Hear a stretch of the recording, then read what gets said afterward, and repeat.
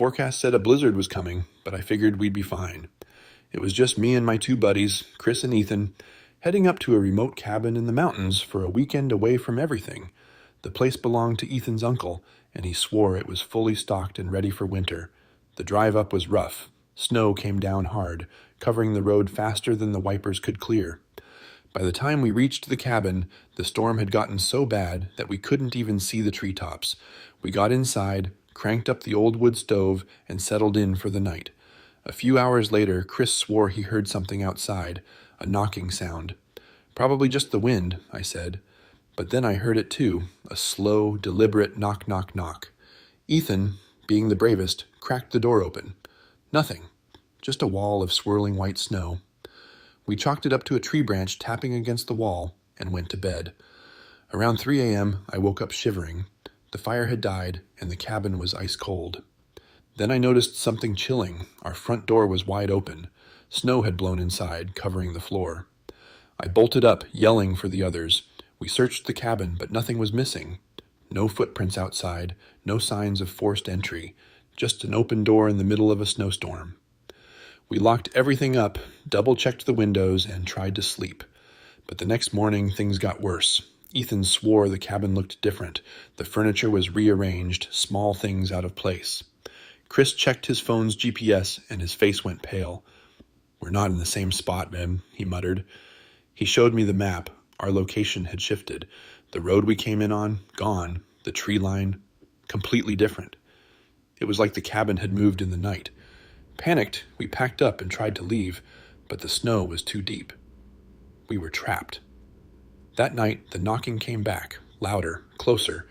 This time, it wasn't just at the door. It was at the windows, on the roof. The entire cabin shook, and then, just as suddenly as it started, it stopped. By morning, the storm had cleared, and we saw tire tracks leading back to a road, one that hadn't been there before. We ran for the car and never looked back. To this day, I don't know what happened, but when Ethan asked his uncle about it, he just said, "That cabin? It's been abandoned for years. I don't know where you stayed, but it wasn't mine."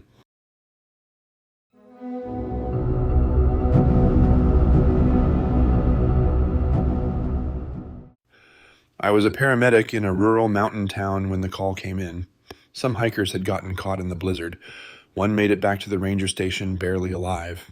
The other, well, we weren't sure. I drove out with my partner Tom, trying to reach the last known location before nightfall. The snow was relentless, and our radio kept cutting out.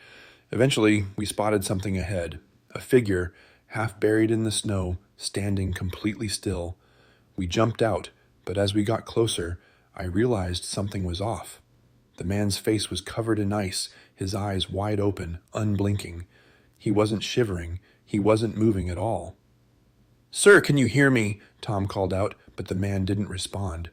I reached for his wrist to check for a pulse, and the moment I touched him, his body collapsed like a brittle statue. His arms snapped off, his torso crumbled into chunks of ice.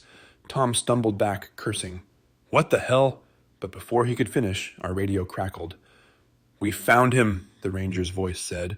I stared at the shattered remains in front of me. "Found who?" I asked. "The missing hiker. He just walked into the station. He's alive." My blood turned to ice. If the real hiker had made it back, then who or what had we just found? We didn't stay to find out.